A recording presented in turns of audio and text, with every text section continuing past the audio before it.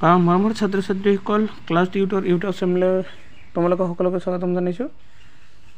আজি মই ক্লাছ 3 অৰ্থাৎ তৃতীয় শ্ৰেণীৰ আমি আৰু আমাক পৰিৱেশ যিটো কিতাপ আছে এইটো কিতাপৰ পাঠ নম্বৰ 13 আকাশৰ কথা এইটো পাঠৰ প্ৰশ্ন উত্তৰসমূহ প্ৰথমৰ পৰা শেষলৈকে বিতংভাৱে আলোচনা কৰিছোঁ।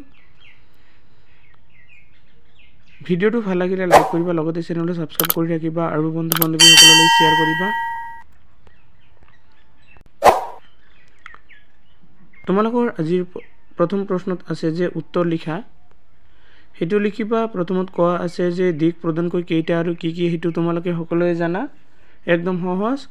দিক প্ৰদানকৈ 4টা। প্ৰথমত হ'ল পূব, পশ্চিম, উত্তৰ আৰু দক্ষিণ।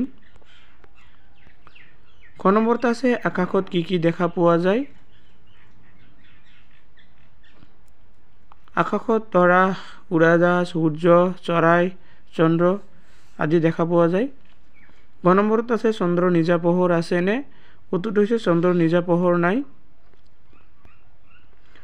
ঘ নম্বৰত বেলিৰ আন এটা নাম কি। উত্তৰ বেলিৰ আন এটা নাম সূৰ্য। ঙ নম্বৰত আছে ৰামধেনুৰ ৰং কেইটাৰ নাম লিখা। তোমালোকে জানা যে ৰামধেনুৰ ৰং হ'ল 7টা। সেইকেইটাৰ ভিতৰত হ'ল বেঙুনীয়া, ঘন নীলা, নীলা, সেউজীয়া, হালধীয়া, সুমথিৰা আৰু ৰঙা।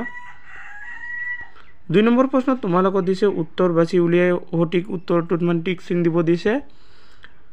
তাৰে ক নম্বৰটো হৈছে যে পৃথিৱীৰ আটাইতকৈ ওচৰত চন্দ্ৰ, সূৰ্য, তৰাবোৰ আছে। এইকেইটাৰ ভিতৰত যিটো হয় চন্দ্ৰ, তাৰমানে উত্তৰটো আছে চন্দ্ৰ আছে। খ নম্বৰত আছে পূৰ্ণিমাৰ পৰা অমাৱস্যালৈ 10-15 দিন সময় লাগে।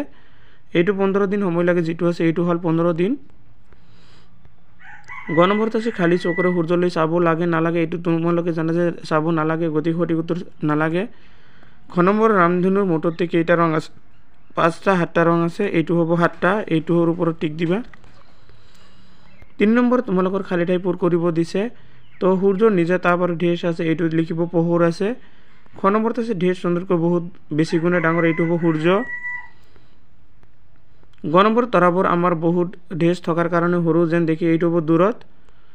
ঘ নম্বৰত আছে চন্দ্ৰৰ নিজা ঢেঁচ নাই, এইটো পোহৰ নাই। চন্দ্ৰৰ নিজা কোনো পোহৰ নাই, সূৰ্যৰ পোহৰৰ জৰিয়তেহে চলে। 4 নম্বৰ তোমালোকে দুপৰীয়া বেলিটোলৈ আমি কিয় পোনপটীয়াকৈ চাব নালাগে লিখা। এইটো উত্তৰটো দিয়া আছে দুপৰীয়া বেলিটোলৈ পোনপটীয়া চাব নালাগে। কিহৰ কাৰণে চাব নালাগে এইটো চোৱা। কাৰণ এই সময়ত বেলিৰ পোহৰ চকু ছাট মাৰি ধৰে, বহুত পোহৰ হয়, এইখিনি সময়ত চকু একদম আন্ধাৰ কৰি পেলাই। সেইকাৰণে তীব্ৰ পোহৰে চকুৰ অনিষ্ট কৰে। তোমালোকৰ আজিৰ ভিডিঅ' এইখিনি লেখাৰ ভিডিঅ'টো সম্পূৰ্ণকৈ চোৱাৰ বাবে সকলোকে ধন্যবাদ জনাইছোঁ।